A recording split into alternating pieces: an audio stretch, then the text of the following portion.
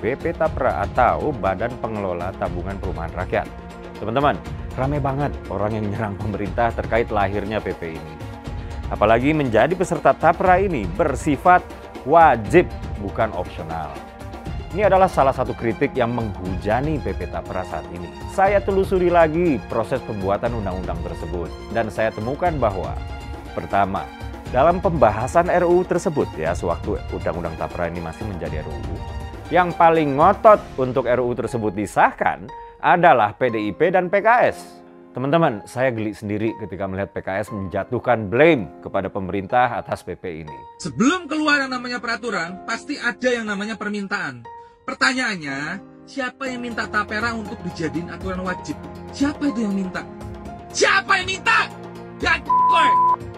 Gak ada yang minta, gak ada yang butuh. Yang ada mau nambah beban. Masa yang udah punya rumah juga wajib ikut dipotong 2,5% per bulan? Ini aturan apaan?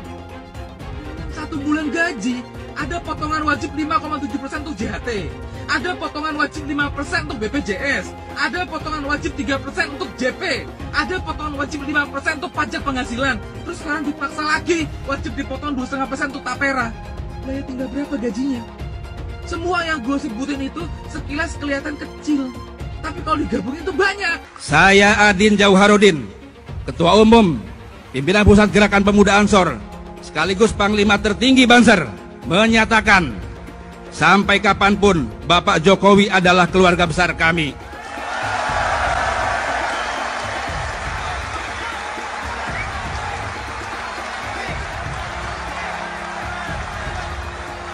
Maka siapapun yang menyakitinya dan keluarganya, maka sama saja dengan menyakiti kami, keluarga Bansor Ansor seluruh dunia.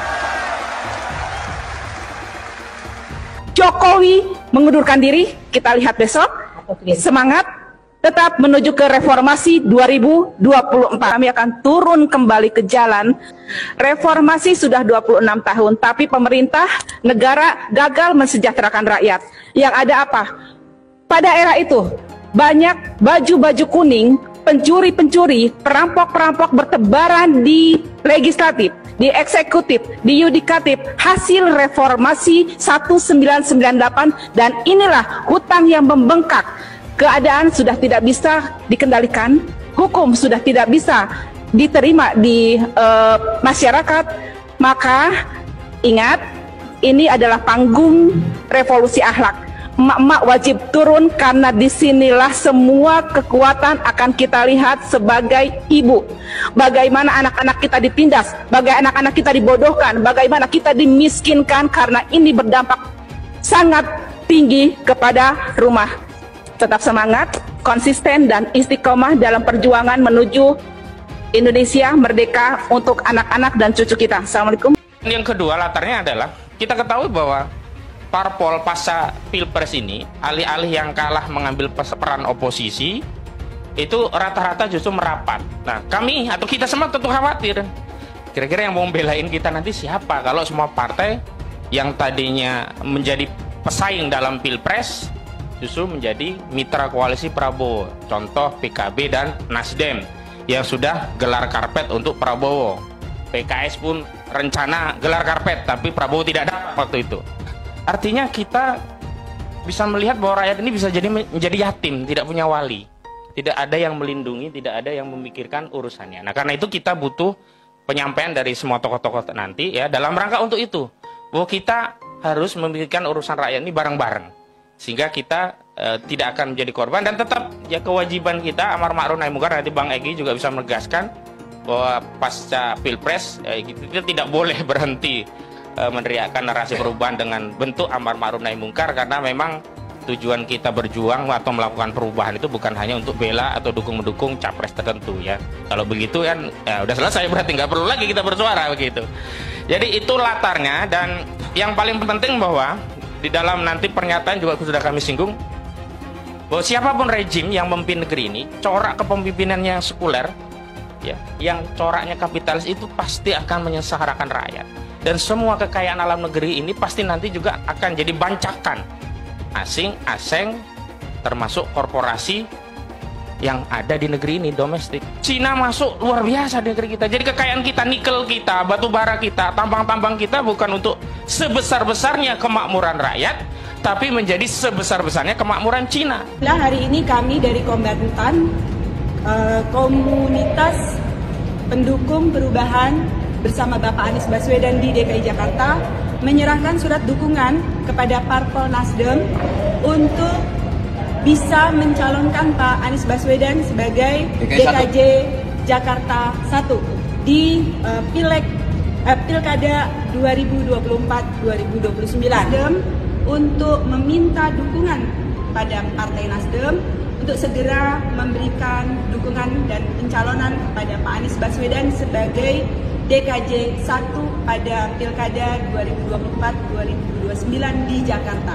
Kami warga Jakarta sudah merasakan selama 5 tahun kinerja Pak Anies di Jakarta kemarin, merasakan bagaimana kesejahteraan kami terangkat sebagai warga Jakarta dengan berbagai legasi yang ditinggalkan oleh Pak Anies dan berbagai prestasi yang sudah beliau torehkan untuk ibu kota Indonesia ini. Insya Allah bersama Pak Anies, Jakarta kembali mendunia, warganya kembali berbahagia. Karenanya kami warga Jakarta memanggil kembali Pak Anies Baswedan untuk siap bersedia dicalonkan kembali di DKI Jakarta. Dan kami berharap kepada Partai Nasdem untuk segera memberikan dukungannya kepada Pak Anies Baswedan. Insya Allah dengan orang baik, hidup kita semua di Jakarta akan sejahtera. Amin. Anies Baswedan, Gubernur. Anies Baswedan, Gubernur. Anies Baswedan, Gubernur. Anies Baswedan, menang. Assalamualaikum warahmatullahi wabarakatuh. Kami pengurus dan anggota Forum Komunitas Ustadzah DKI Jakarta memohon kepada Pak Anies Baswedan untuk kembali menjadi gubernur dan memimpin Jakarta. Takbir! Takbir! Takbir! Allahu Akbar! Ini wacana yang menarik. Mungkin kalian akan suka dengan usulan ini. Usulannya, bagaimana kalau Pak Basuki Cahayapurnama, bagaimana kalau Pak Ahok maju atau dimajukan di ajang Pilgub Jakarta nanti? Nah, menarik kan? Gimana? Setuju? Menolak? Atau masih ragu? Atau malah harap-harap cemas? Pertanyaan kita sekarang ini, apakah mungkin PDI Perjuangan memajukan lagi Pak Ahok di Pilkada Jakarta nanti? Apakah mungkin? Jawabannya, kenapa tidak? Bayangkan saja, seandainya Pak Anies Baswedan maju lagi di Pilgub DKI, maka bakal sangat-sangat sulit bagi siapapun buat mengalahkannya. Sangat sulit bagi siapapun buat mengalahkannya. Dengan tingkat dukungan setinggi itu, Pak Anies sangat mungkin menang telak di Pilgub Jakarta yang kali ini cuma akan berlangsung 1 putaran. Buat menghadapi Pak Anies di Jakarta, cuma Pak Ahok yang punya popularitas dan dukungan publik yang memadai. Adinda Anies, faktanya dicurangin kayak gini, mau berteman juga sama pencurang? Ya nggak bener, kan udah diperingatin surat 6 tadi ayat 70. Ya, karena setelah diumumkan ya oleh juga MK malah beri kasih ucapan selamat. Jadi mengucapkan selamat kepada kecurangan, bagaimana coba? Ya, sama juga kita nggak boleh ngucapin selamat Natal dan sebagainya, itu ada peristiwa sejarahnya juga ada. Buya Hamka, karena mengucapkan Natal sama dengan mengakui dong. Itu kan konsep logika yang sederhana dari tauhid. Keputusan MK bukan kiamat. Keputusan MK bukan kiamat. Walaupun para hakim konstitusi akan diminta pertanggungjawaban oleh Allah Subhanahu wa taala yang merupakan ahkamul hakimin. Ini yang tidak mereka sadari. Indonesia tanpa Jokowi! Indonesia tanpa Jokowi! Merdeka, ada 4 hal yang sudah mati di tangan pemerintahan Jokowi. Satu, KPK, ya, dengan melemahkan KPK. Kedua, MK, ya, dan Anda perlu ketahui revisi Undang-Undang MK sudah dilakukan, sehingga bisa mengembalikan orang-orang kritis seperti Fadli Indra ke lembaganya. Ya. Kemudian apalagi DPR sendiri sudah mandul, tidak mampu menyatakan hal yang benar adalah benar. Dan yang keempat, suara Anda semua, yaitu kekritisan publik yang sudah dihancurkan oleh Jokowi. Oleh karena itu, dalam kesempatan ini saya mengatakan kembali, Indonesia tanpa Jokowi merdeka. Indonesia tanpa Jokowi berarti semua turunan-turunannya, termasuk orang yang didukungnya 02, yaitu Prabowo Subianto dan Gibran Rakabuming. Allahu Akbar. Sekian saja. Subhana rabbika rabbil izzati amma yasifun wa salamun alal mursalin walhamdulillahi rabbil alamin. Assalamualaikum warahmatullahi wabarakatuh. Merdeka! Prabowo menang segera pindah agama. Saya nggak percaya. Ya, saya yang percaya yang menang itu adalah Anies Baswedan. Karena Allah tidak ridho Prabowo jadi presiden. Kenapa? Waktu saat kampanye bukannya berzikir malah berjoget-joget nggak jelas. Lihat Anies kampanye sambil jadi imam dari Padang, kan itu bukan jadi presiden. Mana pantas Prabowo jadi presiden, hasilnya apa? Kampanye bukannya berzikir, bukannya berselawatnya malah joget-joget nggak jelas. Udah badannya kayak. Saya mensyukuri kenapa kalah, kenapa ditahan. Saya bersyukur atas itu semua. Saya coba bayangkan ya, kalau seandainya waktu itu kita menang gitu ya, hari ini belum tentu kita bisa nikmati seperti ini. Kita bersyukur 5 tahun Tuhan izinkan kasih ke orang yang pintar ngomong untuk kerja. Coba kalau kita bayangkan gitu ya, kalau kemarin saya masih jadi gubernur, ini saya udah turun ini. Tapi yang pintar ngomong itu dikira orang hebat kan? Ini lebih berbahaya tahun 2024. Langsung ketahuan karakternya. Langsung ketahuan itu. Di saya juga ada kutipan Pak di kamar saya Pak. Tulisannya, Jakarta telah mengambil keputusan yang fatal. Jangan hanya konsentrasi pada pembangunan benda-benda mati yang indah difoto dan bisa ditunjukkan dalam 5 tahun hasilnya. Kalau kita mau menilai sebuah janji, maka lihat janjinya atau lihat kenyataannya. Dulu janjinya apa ya? Dan ini aneh, betul-betul aneh. Ini bukan kampanye, tapi saya sampaikan sini. Di satu sisi menyiapkan jalur-jalur air untuk dikirim ke laut, di sisi lain di lautnya dipasang dengan pulau reklamasi, tinggal tunggu waktu jadi rob, air balik. Dan ini melawan sunatullah. Kenapa? Air itu turun dari langit ke bumi, bukan ke laut. Harusnya dimasukkan ke dalam bumi, masukkan tanah. Di seluruh dunia air jatuh itu dimasukkan ke tanah. Bukan dialirkan pakai gorong-gorong raksasa ke laut. Jakarta telah mengambil keputusan yang fatal. Bukan banjir, itu memang parkir air. Bukan banjir, itu memang parkir air. Masyarakat berkeliling dengan membawa toa untuk memberitahu semuanya, termasuk sirine. Ibon 82 miliar. Apa alat transportasi yang dimiliki oleh hampir setiap orang? Alat transportasi yang dimiliki semua orang adalah kaki. Kalau seandainya orang Jakarta percaya Pak Anies jadi gubernur pun, saya berani jamin kok dia akan lakukan normalisasi yang sama seperti saya lakukan kok. Gak usah bohong lah. Ketika air sampai di muara, maka siap untuk dipompa ke laut. Pancasila Soekarno, ketuhanan ada di pantai. Anak Tuhan dari mana? Kalau Yesus anak Tuhan, bidangnya siapa? Besok di seluruh wilayah Indonesia kami katakan damai. Iblis hanya menggoda orang yang beriman. Makanya jarang-jarang orang kafir kerasukan setan. Yang kerasukan setan itu orang baik-baik. Jarang, saya belum pernah nengok Cina kerasukan setan.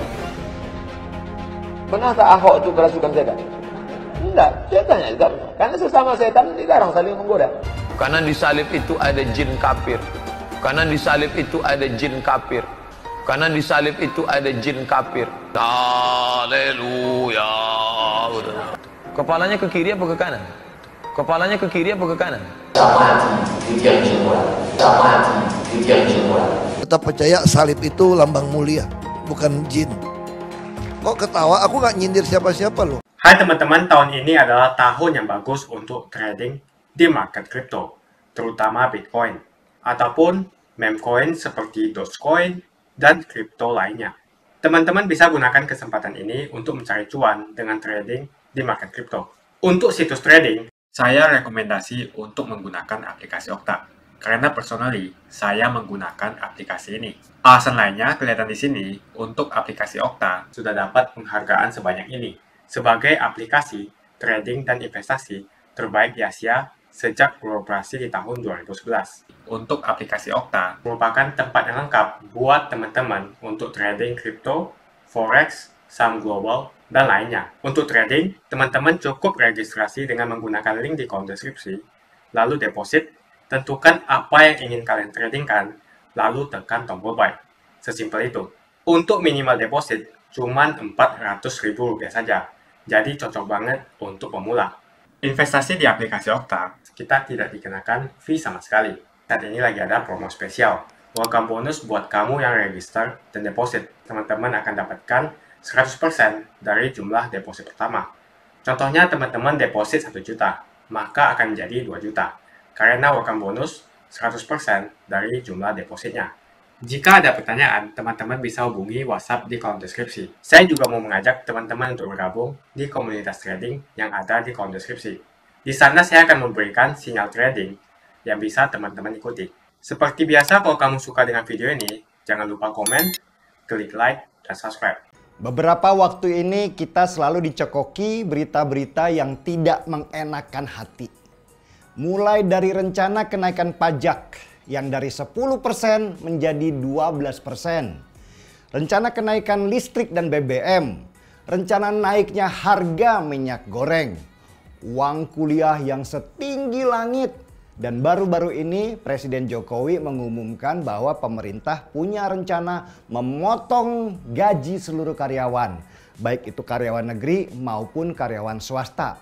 Sebesar 3% dari total gaji. Dan dimasukkan ke dalam satu unit bisnis pemerintah yang bernama Tapera atau Tabungan Perumahan Rakyat. Itu artinya kalau kalian pegawai negeri ataupun swasta, gaji kalian akan dipotong 3% lagi sesudah dipotong pajak penghasilan dan BPJS dan potongan-potongan lain termasuk potongan pinjaman ke perusahaan kalau ada pinjaman. Menarik kan? Ada potongan lagi dari gaji di luar potongan-potongan lainnya. Jadi bukan itu saja yang dikhawatirkan dengan pemotongan gaji sebanyak 3% itu. Kita sudah paham semua bahwa jenis pemotongan gaji ini sudah berjalan lama di unit-unit usaha pemerintah sebelumnya. Seperti di Asabri dan Jiwasraya. Uang dari rakyat dikumpulkan sebanyak-banyaknya dan dikelola oleh pemerintah lewat produk-produk investasi seperti saham, obligasi, dan lain-lainnya. Dan hasilnya, dana pensiun di Asabri dikorupsi sebesar 23 triliun rupiah. Dana yang mengendap di Jiwasraya dikorupsi sebesar 17 triliun rupiah. Mega korupsi yang terjadi di kedua lembaga ini sebenarnya tidak mengagetkan karena sudah tercium sejak lama. Potongan buat tabungan perumahan rakyat sebesar 3% dari total gaji, baik untuk pegawai negeri ataupun swasta ini, dimaksudkan pemerintah supaya rakyat bisa menikmati rumah yang akan dibangun pemerintah nantinya. Jadi begini ya, ibaratnya kamu punya gaji sebesar 3 juta rupiah. Akan dipotong sebesar 3%-nya atau Rp90.000 lah setiap bulannya. Jadi selama setahun kamu harus nabung di Tapera sebanyak 90.000 kali 12 bulan atau sama dengan Rp1.080.000 per tahun. Kalau dipotong lagi 10 tahun berarti Anda sudah nabung di Tapera sebanyak Rp10.800.000 per 10 tahun. Tapera ini gak ada bedanya dengan Asabri dan Jiwasraya. Sama-sama mengumpulkan uang rakyat dan diinvestasikan untuk mendapatkan keuntungan. Tetapi dalam perjalanannya, belajar dari kasus yang sudah-sudah, akhirnya punya potensi bobol lagi karena ketidakbecusan pengelola dana. Ketidakbecusan orang pemerintah mengelola dana masyarakat sebesar puluhan triliun rupiah itu ditambah kong kali kong dengan mafia investasi membuat akhirnya rakyat lagi yang menjadi korban. Apakah uang 10 juta rupiah yang ditabung selama 10 tahun itu bisa buat beli rumah? Sulit sekali. Di tengah harga rumah yang terus-menerus naik tinggi. Bahkan uang 10 juta rupiah yang ditabung selama 10 tahun itu buat uang muka sebuah rumah saja bahkan bisa dibilang tidak cukup. Belum lagi nanti kalau ada inflasi, kenaikan harga bahan bangunan, kenaikan harga tanah. Padahal gaji kita naiknya tidak tinggi.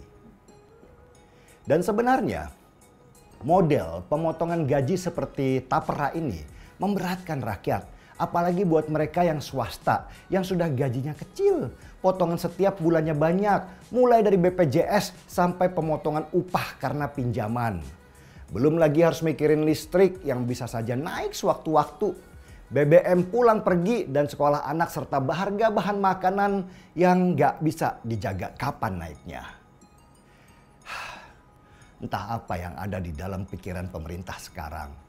Mereka hanya sibuk memotong dan memerah keringat rakyatnya sampai tetes terakhir tanpa memberikan solusi pendapatan yang lebih tinggi dari sekarang. BP Tapra atau Badan Pengelola Tabungan Perumahan Rakyat. Saya coba ulas singkat aja. Pertama, Tapra bertujuan untuk menghimpun dan menyediakan dana murah jangka panjang yang berkelanjutan untuk pembiayaan perumahan dalam rangka memenuhi kebutuhan rumah yang layak dan terjangkau bagi peserta atau bagi rakyat lah. Yang wajib menjadi peserta Tapra adalah seluruh ASN, TNI, Polri, ya, juga pekerja swasta dan pekerja mandiri atau contoh konkretnya adalah pelaku usaha kelontong lah ya gampangnya yang belum memiliki rumah dan berpenghasilan minimal UMR atau di atas UMR. Jadi setiap mereka yang penghasilannya UMR atau di atas UMR tanpa pengecualian wajib menjadi peserta Tapra. Nah ini justru yang mau saya bahas yaitu frasa wajib ya, wajib WAJIB menjadi peserta Tapra. Lalu bagaimana mekanismenya? Begini, peserta Tapra ditarik semacam simpanan ya, uangnya ditarik sebesar 3% dari gajinya. Di mana 2,5% dibayarkan oleh si peserta dan 0,5% sisanya dibayarkan oleh si pemberi kerja atau perusahaan tempat si peserta itu bekerja. Jadi setelah si peserta tersebut pensiun atau ketika si peserta udah berusia 58 tahun ya, seluruh iuran si peserta plus uang hasil timbal hasil investasi dari uang yang ditabung peserta akan diberikan kepada si peserta. Lalu apa aja sih manfaat Tapra? Jadi gini, manfaat Tapra adalah menyediakan pendanaan yang dihimpun dari simpanan dan imbal hasil investasi untuk 3 hal. Pertama, untuk pembiayaan membeli rumah ya, misalnya untuk DP rumah, untuk cicilan rumah ya, misalnya begitulah. Nah, yang kedua untuk pembiayaan membangun rumah. Jadi kalau yang pertama itu untuk beli rumah, yang kedua untuk bangun rumah. Nah, ini nih, yang ketiga adalah untuk renovasi rumah. Tujuan dan manfaatnya sih bagus ya. Nah, sampai sini ya, saya pikir kalau pengelolanya nggak korup alias akuntabel, ya bagus-bagus aja sih. Tapi begini, konsep ini pun sebetulnya redundant atau tumpang tindih dengan konsep jaminan hari tua yang dikelola oleh BPJS Tenaga Kerja yang juga menyediakan ruang untuk tabungan buat membeli, membuat, dan merenovasi rumah. Jadi publik bertanya, kalau sudah ada BPJS Tenaga Kerja yang punya komponen jaminan hari tua untuk perumahan rakyat yang skemanya juga mirip Tapra, lalu ngapain ada Tapra lagi? Begini, saya adalah pendukung pemerintah. Tapi saya harus jujur bahwa saya nggak setuju pegawai swasta dan pekerja mandiri seperti ya pelaku usaha mikro seperti ya kelontong tadilah ya diwajibkan untuk menjadi peserta Tapra. Kalau ASN, TNI, Polri oke lah karena mereka adalah bagian dari pemerintah sehingga mereka wajib menyukseskan program pemerintah. Tapi kalau pekerja swasta menurut saya sih enggak ya. Kenapa? Karena kalau konsepnya adalah tabungan seharusnya dia bersifat sukarela. Kita nabung ya kita yang memutuskan mau nabung apa enggak. Kalaupun mau, besarannya berapa? Ya kecuali ASN dan TNI Polri ya. Apalagi menjadi peserta Tapra ini bersifat wajib, bukan opsional. Ini adalah salah satu kritik yang menghujani PP Tapra saat ini. Saya sendiri sebagai pembelajar kesejahteraan jadi bingung. Untuk apa ada dua program yang sangat mirip ini diadakan? Ya. Akibatnya karena keduanya diambil dari gaji pekerja, maka wajar kemudian pekerja merasa diberatkan. Teman-teman, ramai banget orang yang nyerang pemerintah terkait lahirnya PP ini. Saya telusuri lagi proses pembuatan undang-undang tersebut dan saya temukan bahwa pertama, dalam pembahasan RUU tersebut ya, sewaktu Undang-Undang Tapra ini masih menjadi RUU, yang paling ngotot untuk RUU tersebut disahkan adalah PDIP dan PKS. Dikutip dari laman resmi DPR RI, justru pemerintah yang resisten terhadap RUU ini saat itu ya. Dan fraksi PDIP yang ngotot banget RUU ini segera disahkan. Ketika PKS adalah salah satu pihak yang juga paling ngotot RUU Tapra ini disahkan. Tapi kemudian muncul jadi pahlawan kesorean. Dikutip dari laman resmi PKS, pada tahun 2013 lalu, fraksi PKS DPR RI mengapresiasi berbagai pihak yang mendukung lahirnya rancangan Undang-Undang Tabungan Perumahan Rakyat atau Tapra ini. Bukan hanya mendukung, bahkan fraksi PKS sudah menyatakan besaran pungutan simpanan seperti yang dibilang oleh Sekretaris FPKS Pak Abdul Hakim ini. Detikcom memberitakan PKS meminta aturan ini dievaluasi. RMOL memberitakan Pak Mardani khawatir Tapra akan seperti Jiwasraya dan Asabri. Bisnis.com memberitakan PKS protes iuran Tapra. Muka dua dong PKS.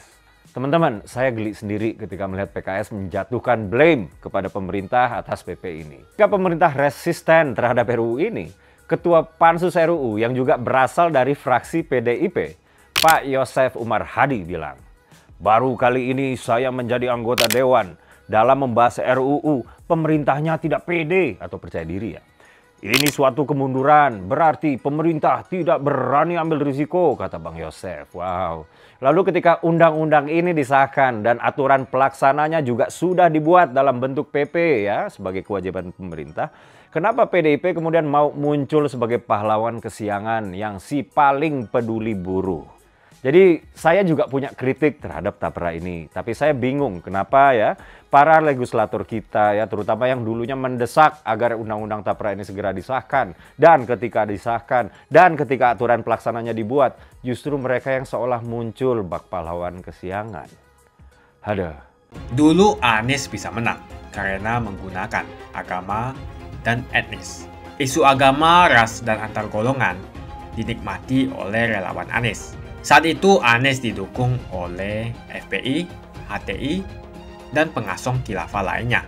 Pada akhirnya Ahok harus kalah, namun kekalahan dia adalah kekalahan yang membuka mata rakyat Indonesia bahwa masih ada orang-orang yang menang dengan cara menggunakan politisasi agama atau politik identitas berbasis agama. Ternyata banyak sekali orang yang dengan mudah terhasut lewat jalan-jalan seperti itu. Relawan Anies terutama dari FPI, HTI, PA212 seperti Bahar Smith dan Rizik Syihab selalu menghujat Cina, etnis Cina. Tapi saat ini negara Cina sudah menjadi nomor 1 di dunia. Saya bangga sebagai Cina. Etnis Tionghoa dicap sebagai pemberontak, sedangkan etnis Arab dianggap sebagai Tuhan atau tuan dari pribumi. Etnis Arab dipuja-puja dan dianggap sebagai dewa.